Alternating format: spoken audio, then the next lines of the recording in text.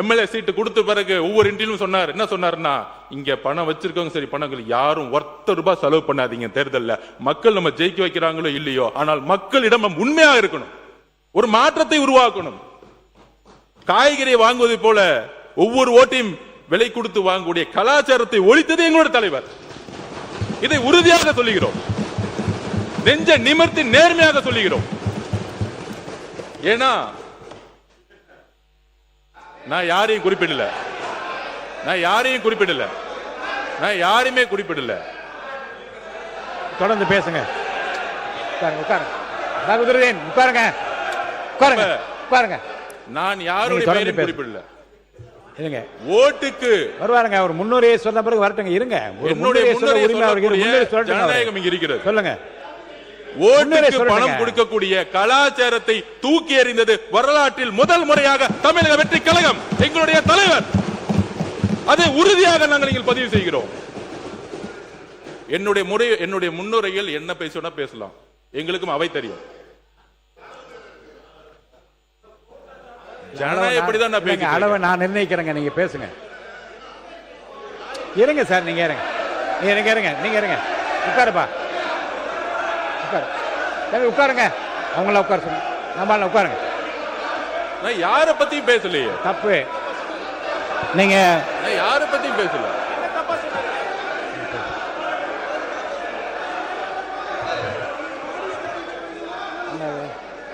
மாண்புமிகு பேரவைத் தலைவர்களே,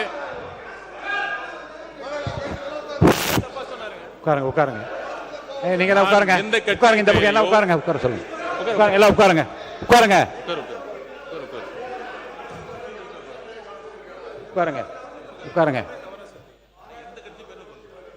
இருங்க. நீங்க உட்காருங்க. நீங்க பேசுறது அனுமதிக்க முடியாது. உட்காருங்க.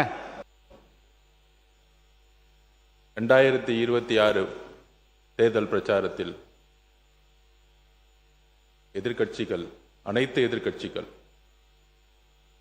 ஒன்றல்ல ரெண்டல்ல, கிட்டத்தட்ட ஒரு 41 கட்சிகள் எதிர்த்து நின்று தமிழகத்தின் முதல் முறையாக 2016 அம்மா அவர்கள் தனித்து நின்றார்கள். ஆளும் கட்சி, மிகப்பெரிய பலம், முதலமைச்சராக இருந்த செல்வாக்கு. ஆனால் எங்களுடைய அண்ணன், எங்களுடைய தலைவர், மாண்புமிகு முதலமைச்சர் திரு சி. ஜோசப் விஜய் அவர்கள்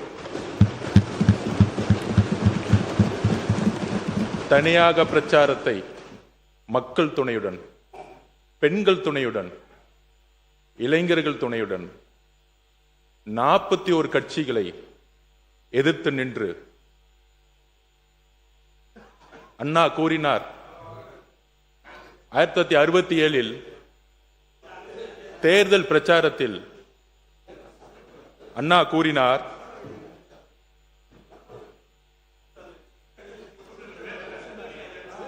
எந்த குறுக்கீடும் அனுமதிக்க முடியாது. பதில் உரைக்கு பிறகு 4:18 ஆயிடுச்சு. முடிந்த பிறகு என்ன வேணா பதில் சொல்ல தயாராக இருக்கிறார். அவர்கள் கூர்ந்து பேச அனுமதியுங்கள். எங்கள் தலைவர் பிரச்சாரத்தில் ஒரு கருத்தை கூறினார், நாங்கள் எப்படி வெற்றி பெறப் போகிறோம் என்று. 1967 அண்ணா கூறினார், அதே கேள்வி எங்களின் தலைவரிடம் பார்த்து கேட்கப்பட்டது, 2 வருஷத்துல கட்சி ஆரம்பிச்சு ஆளுங்கட்சி ஆயிடுவீங்களா, எடுத்த உடனே முதலமைச்சர் ஆயிடுவீங்களா, இந்த இளைஞர் கூட்டத்தை வச்சுக்கிட்டு நீங்க வந்து தேர்தலை ஜெயிச்சிடுவீங்களா, பூத் இருக்கா, கிளை இருக்கா, ஒன்றியம் இருக்கா, நகரம் இருக்கா, மாவட்ட செயலாளர் யாருன்னு தெரியுமா? இந்த கேள்விகள் கேட்கப்பட்டது. அண்ணா கூறினார் தன்னுடைய தேர்தல் பிரச்சாரத்தில், அண்ணாவுடைய தேர்தல் பிரச்சார வரலாற்றை இன்றைய அரசியல்வாதிகள் சரியாக இன்னும் படிக்கவில்லை. அண்ணா கட்சி ஆரம்பிக்கும் பொழுது இருந்த கூட்டம் ஜென்சி கூட்டம். அன்னைக்கு திரு கலைஞர் கருணாநிதி அவர்களுக்கே வயது 26 தான். அப்படி 26 40 வயசை ஒரு இளைஞர் கூட்டத்தை எங்களுடைய தலைவர் உருவாக்கி அதை அண்டர் எஸ்டிமேட் பண்ணும் பொழுது இதே அண்ணா கூறினார், முடியுமா, காலம் சரியுமா, போதுமான பலம் இருக்கிறதா, நாளை வரை பொறுத்திருக்க கூடாதா என்ற பேச்சுகள் இளைஞருக்கு இருக்காது. அண்ணா சொல்லிய வார்த்தை, இளைஞர்களுக்கு எப்பொழுதும் வேகம் அதிகம், விவேகமும் அதிகம். அப்படி 2026 1967 வெற்றி, அதற்கு பின்பு 1977 ஏற்பட்ட இன்னொரு புரட்சி, அதற்கு பிறகு 2026 தேர்தல் வெற்றி என்பது ஒரு சாதாரண வெற்றி கிடையாது. 41 கட்சிகள் எதிர்த்து நின்று முதலில் பேசும்போது எதிர்க்கட்சி துணைத் தலைவர் சொல்லினார், நீங்கள் 108 தான் அப்படின்னு பேசினாரு. அந்த 108 எப்படி உருவாக்கப்பட்டது? 41 கட்சிகள் எதிர்த்து நின்று எதிர்க்கட்சி தலைவர் தன்னுடைய மேடைகளில் கூறினார், அங்க இருக்கிறவங்க எம்எல்ஏன்னா யாருன்னு தெரியாது, அமைச்சர்னா யாருன்னு தெரியாது. இதுதான் அண்ணா கனவு கண்ட ஒரு புரட்சி. ஏழைகள், எளிமையானவர்கள், சாதி பலமற்றவர்கள், மத பலமற்றவர்கள், இங்க இருக்கக்கூடிய நபர்கள் பண்ணையாரின் பிள்ளைகள் அல்ல, மன்னராட்சியின் பிள்ளைகள் அல்ல.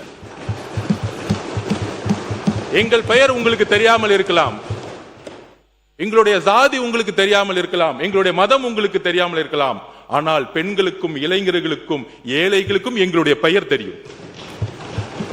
அதனால்தான் நாங்கள் 108. அதனால்தான் 10 நாளில் நீங்கள் உருவாக்கிய 10 வருஷ கூட்டணி 10 நாளில் எங்களுடைய தலைவரை நோக்கி ஒரு ஜனநாயகத்தை உருவாக்கியது, இந்த ஆட்சியை உருவாக்கியது.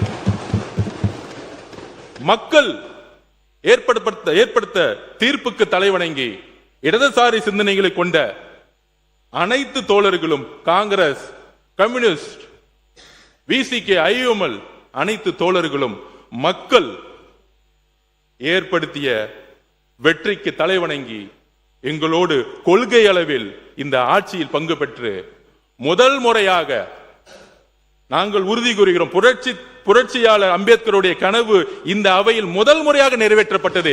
8 தலித் சகோதரர்கள் இன்று அமைச்சரவையில் இருக்கிறார்கள். பெரியார் கண்ட சமூக நீதி இங்கு நிறைவேற்றப்பட்டிருக்கிறது. அண்ணா கண்ட இளைஞர் கூட்டம் இங்கு உருவாக்கப்பட்டிருக்கிறது.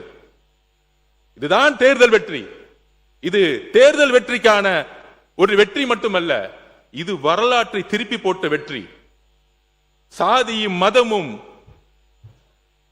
எம்எல்ஏ ஆகணும், மினிஸ்டர் ஆகணும்னா அதுக்கு ஒரு பின்புலம் இருக்கணும்னு ஒரு சாமானியன் நினைச்சு பார்க்க முடியாத ஒரு சட்டமன்றத்தில் அண்ணாவுக்கு அப்புறம், எம்ஜிஆருக்கு அப்புறம் இன்று ஏழைகளும், எளிமையானவர்களும், இளைஞர்களும், பெண்களும் இந்த சட்டமன்றத்தில் இங்கு அமர்த்தப்பட்டிருக்கிறார்களே, பெண்கள் துணையுடன், இளைஞர் துணையுடன் எங்களுடைய தலைவருடைய நம்பிக்கையும் அன்பும் பெண்கள் உருவாக்கிய வெற்றி தான் இந்த வெற்றி.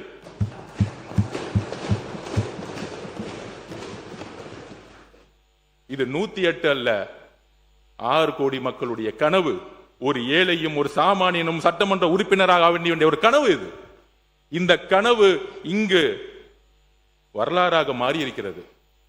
ஒரு சாதாரண கல்லூரியில் படிக்கக்கூடிய மாணவன், நானும் மக்களுக்காக வேலை செஞ்சா ஒரு சட்டமன்ற உறுப்பினராக முடியும், 1 ரூபாய் காசு செலவு செய்யாம. இங்க இருக்கக்கூடிய ஒருத்தரும், இங்க கூடிய இருக்க ஒவ்வொரு சட்டமன்ற உறுப்பினரும், எங்கள் தலைவர் சொன்னார் தேர்தலுக்கு முன்பு, எம்எல்ஏ சீட்டு கொடுத்த பிறகு ஒவ்வொரு இன்றிலும் சொன்னார், என்ன சொன்னார்னா, இங்க பணம் வச்சிருக்கவங்க சரி, பணங்கள் யாரும் 1 ரூபாய் செலவு பண்ணாதீங்க தேர்தல்ல. மக்கள் நம்ம ஜெயிக்க வைக்கிறாங்களோ இல்லையோ, ஆனால் மக்களிடம் நம்ம உண்மையா இருக்கணும், ஒரு மாற்றத்தை உருவாக்கணும். காய்கறியை வாங்குவதை போல ஒவ்வொரு ஓட்டையும் விலை கொடுத்து வாங்கக்கூடிய கலாச்சாரத்தை ஒழித்தது எங்களுடைய தலைவர். இதை உறுதியாக சொல்லுகிறோம், நெஞ்ச நிமிர்த்தி நேர்மையாக சொல்லுகிறோம். ஏன்னா நான் யாரையும் குறிப்பிடல, நான் யாரையுமே குறிப்பிடல. தொடர்ந்து பேசுங்க. உட்காருங்க. உட்காருங்க உட்காருங்க. நான் யாருடைய நீங்க தொடர்ந்து பெயரையும் பேசு. குறிப்பிடல. இருங்க ஓட்டுக்கு வருவாருங்க. அவர் முன்னுரையை சொன்ன பிறகு வரட்டுங்க. இருங்க ஒரு என்னுடைய முன்னுரையை சொல்ல முன்னுரையை உரிமை அவருக்கு இருக்கு. சொல்லக்கூடிய முன்னுரை சொல்லட்டுங்க அவரு. ஜனநாயகம் இங்க இருக்கிறது. சொல்லுங்க. ஓட்டுக்கு சொல்லுங்க. பணம் கொடுக்கக்கூடிய கலாச்சாரத்தை தூக்கி எறிந்தது வரலாற்றில் முதல் முறையாக தமிழக வெற்றி கழகம், எங்களுடைய தலைவர். அதை உறுதியாக நாங்கள் இங்கே பதிவு செய்கிறோம். என்னுடைய முன்னுரையில் என்ன பேசினா பேசலாம், எங்களுக்கும் அவை தெரியும். ஜனநாயகம் எப்படிதான் நான் இல்லைங்க, பேசுறேன். அளவை நான் நிர்ணயிக்கிறேங்க. நீங்க பேசுங்க. இருங்க சார். நீங்க இருங்க. நீங்க இருங்க. உட்காருப்பா. உட்காரு. சரி, உட்காருங்க. அவங்கள உட்கார சொல்லுங்க. நம்மளால உட்காருங்க. நான் யார பத்தியும் பேசலையே. தப்பு. நீங்க நான் யார பத்தியும் பேசல.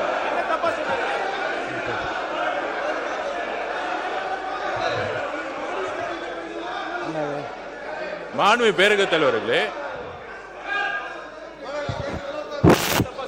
உட்காருங்க உட்காருங்க.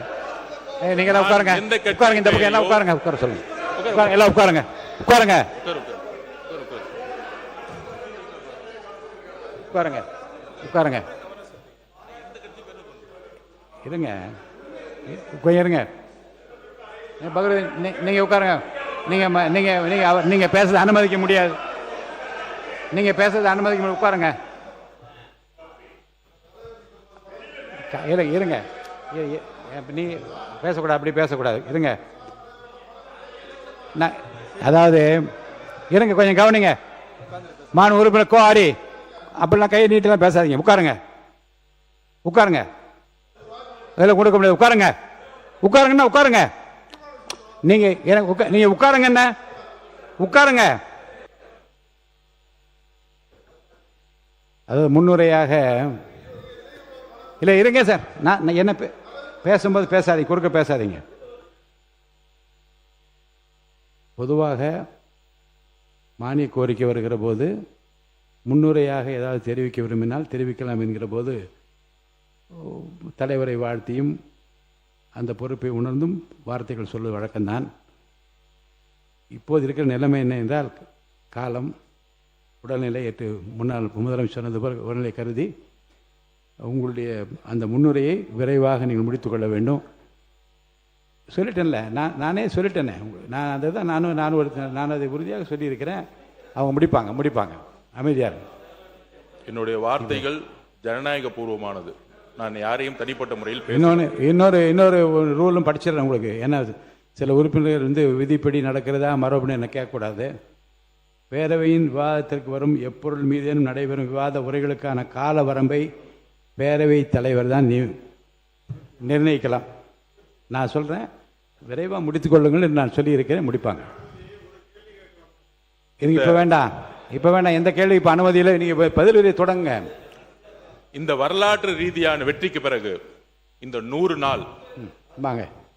இந்த 100 நாளுடைய வெற்றி முதலில் சமூக நீதி கணக்கெடுப்பு, சாதிவாரி கணக்கெடுப்பு. எத்தனையோ கட்சிகள் சமூக நீதி பத்தி பேசினாலும் எங்களுடைய தலைவர் தமிழக மக்களினுடைய கனவை நிறைவேற்ற சமூக நீதி கணக்கெடுப்பை அறிவிப்பை வெளியிட்டிருக்கிறார். இது ஒரு வரலாறு. அது மக்கள் தொகை கணக்கெடுப்பு. சமூக நீதி கணக்கெடுப்புக்கும் மக்கள் தொகை கணக்கெடுப்பும் வித்தியாசம் தெரிஞ்சுக்கணும் சட்டமன்ற உறுப்பினர்களே.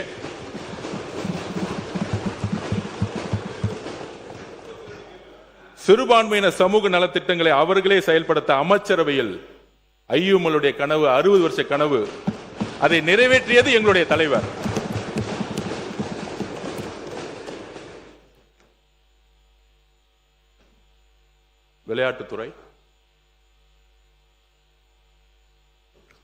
விளையாட்டுத்துறையுடைய மானிய கோரிக்கையான பதில், அனைத்து கட்சியினரும் சட்டமன்ற உறுப்பினர்களும் பல்வேறு கேள்விகளை எழுப்பினார்கள். அவையுடைய நேரத்தை கருதி இன்றைக்கே அதற்கான பதில் வந்துவிட்டது. ஒவ்வொருத்தருக்கும் கேள்விக்கான பதிலை